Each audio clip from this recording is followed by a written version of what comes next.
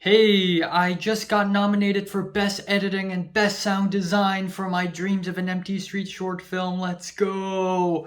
What's up? It's a culture detective here investigating your favorite TV shows. And today I'm going to be doing a review on a TV show, and that is a Marvel TV show. And that would be the new She-Hulk Attorney at Law. So yeah, another month, another new Marvel. There's always a new Marvel product every single month, whether it be a movie or a TV show. Doctor Strange 2, Thor 4, Moon Knight, freaking whatever. There's just show after show after show, movie after movie after movie. And we're currently in phase 4 of Marvel, but in actuality, 1 year in Phase 4 has more movies than there are in the entire Phase 1. So yeah, Marvel's really pumping out those shows and movies. But anyways, Marvel's latest show is She-Hulk Attorney at Law, and it is about She-Hulk. It is about a woman by the name of Jen Walters, who is the cousin of Bruce Banner, aka Hulk. One day, Hulk crashed his car with Jen Walters, and some of Hulk's blood went into Jen Walters' blood. So now Jen Walters has become She Hulk, and that's pretty much it. And she's also a lawyer. So that's all you pretty much need to know. And a lot of people criticize this show for being really dumb, really poorly written. So I went into the show with pretty low expectations, and unfortunately, my expectations are met. This is probably the worst thing I've ever seen from Marvel. This show features some of the dumbest, lamest plot points that Marvel has ever come out with. This show has 9 episodes, and every single episode is about half an hour long. So really, it's 4.5 hours of material. And every single episode is slightly different from one another. It's sort of episodic, where something happens in one episode and that's pretty much it. It's self contained. So, because of this format, a lot of characters just show up, do some stuff, and then they disappear. And usually, I'm not a huge fan of this format. But that's not to say that this format doesn't have merits. If there are memorable characters, if there are memorable scenes, if the episode itself is memorable enough, it will work. Unfortunately, that is not the case for She-Hulk. A lot of the writing in this show is really forgettable, really trite, and really cliche. None of the characters are likable. Now, keep in mind that this show is a comedy. It's not supposed to be very dramatic and serious. And I'm not a huge comedy guy, but you know what? I can get by with comedy. But even though this is a comedy, it doesn't mean that it doesn't need likable characters. Likable characters are important in either comedy or drama. The thing with She-Hulk is that not a single character is likable. The Jen Walters, the main character, there's nothing likable about her. Maybe it's because I can't really relate to her.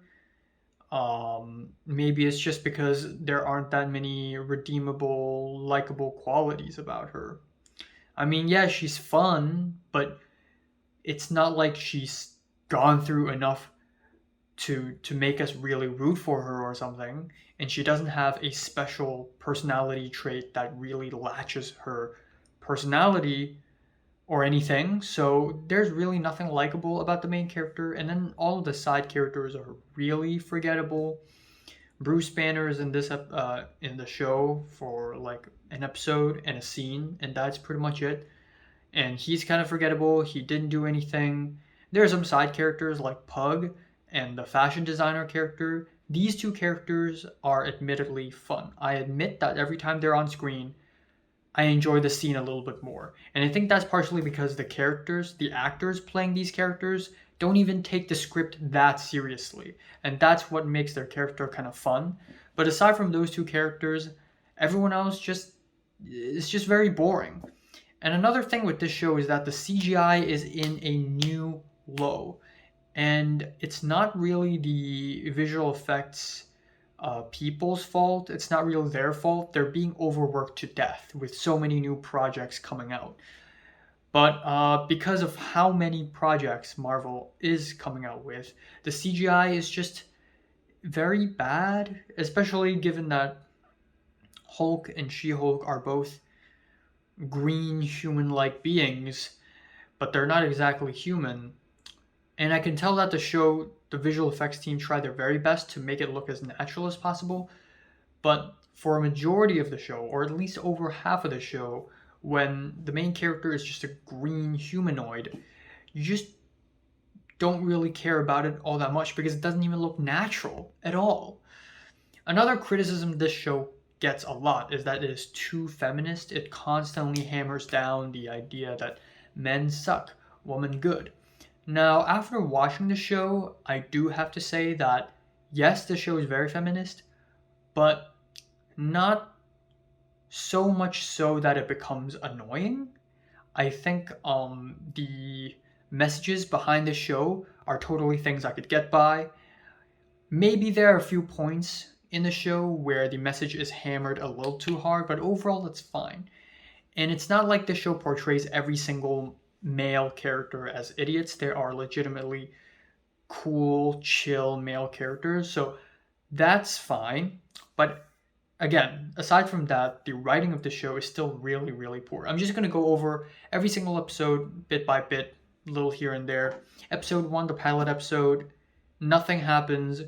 Jen Walters becomes She-Hulk. She trains with Hulk for a little bit. She leaves. That's it. Nothing happens. Episode 2, we have She-Hulk defending Tim Roth, who plays the Abomination, which is fun. Tim Roth is really good here. I enjoy watching Tim Roth in the show, and Tim Roth is easily the biggest actor in the whole show, really. And this is where one of the biggest issues I have with Marvel, especially with Marvel comedies, come out, and that is the plot is too convenient. So there should be a conflict of interest because Tim Roth's character is the Abomination, and the Abomination tried to kill Hulk. So of course She-Hulk wouldn't want to represent Tim Roth's character. So She-Hulk called Hulk, and Hulk was like, nope, that's totally fine. And that's it. The plot is resolved. The conflict is resolved. Easy as that.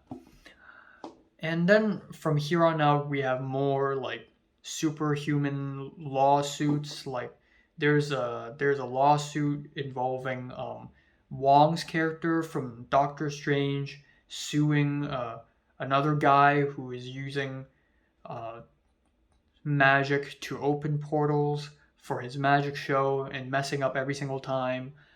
And that's really forgettable. Like nothing interesting happens there.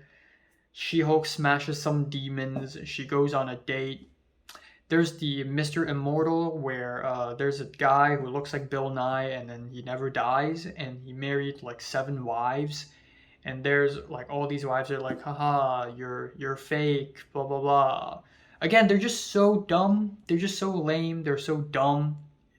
These plot points feel like they're written by 9-year-olds and they're just not memorable at all. There's nothing memorable. At least be funny, you know? At least try to be something unique and special. Characters just come and go and literally nothing interesting happens. And another thing with this show is that it's so legally inaccurate. The fact that this show aired right after Better Call Saul ended makes this show suck even harder because it's so legally inaccurate.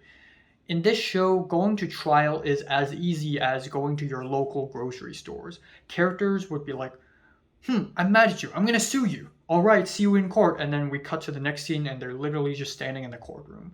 Wow. Is it really that easy? Really? And also, in all of the trials in this show, there are no juries. I'm not a legal expert. And I know that juries are a thing. They exist. Episode 6, the wedding episode, is a complete dud. Every single scene is either boring or cringy. Episode 7 sees more of Tim Roth, which is something that I'm happy about because Tim Roth is a good actor. I like seeing him. And I thought Tim Roth would only have like one scene in that one location in episode 2 and that's it. But I'm glad there's more. And obviously Marvel's rich enough to pay him anyway, so that's that. Episode 8, we have Daredevil. Daredevil, played by Charlie Cox, has showed up in the show, and he's good, except they sort of ruined it by the end of the episode with the whole one-night stand thing. I think this is really forced. It's very not in character for Daredevil, and it just feels very cheap. And then we have the season finale. I hope it's the series finale, not just the season finale. I hope there's no season 2. And it's bad. Now, I appreciate the writers for getting creative with the fourth wall breaks and all that. I appreciate the effort the writers had gone to make the show smart and self-conscious. But when the stories of all the previous episodes suck, and then you try to throw in something like a fourth wall break, it just doesn't work anymore. Deadpool also does a lot of fourth wall breaks, and it sort of works out a lot more because the stuff happened in those movies before the fourth wall breaks are all really funny and engaging. So when we have a fourth wall break, it's also fun and engaging. But then if you do it in She-Hulk, it just doesn't work all that much. And again, I feel like the show is just trying too hard to appeal to critics because, again, lately Marvel has been putting out a lot of shows and a lot of movies, and there has been a lot of Marvel haters. Martin Scorsese is calling Marvel amusement park movies. So of course Marvel has to come out with something very smart, like a little haha, like a little little fight back, a little snap back. With this She-Hulk finale, trying to be self-conscious, and they're just trying too hard. They're just trying too hard. So yeah, it's not a good show. It's now there are some enjoyable moments here and there, but I'll say that overall this is easily the worst thing Marvel has ever released. And I'm giving She-Hulk Attorney at Law a strong 3 out of 10. So have you watched new She-Hulk? From 1 to 10, would you rate it, like, and subscribe if you want more? And thanks for watching.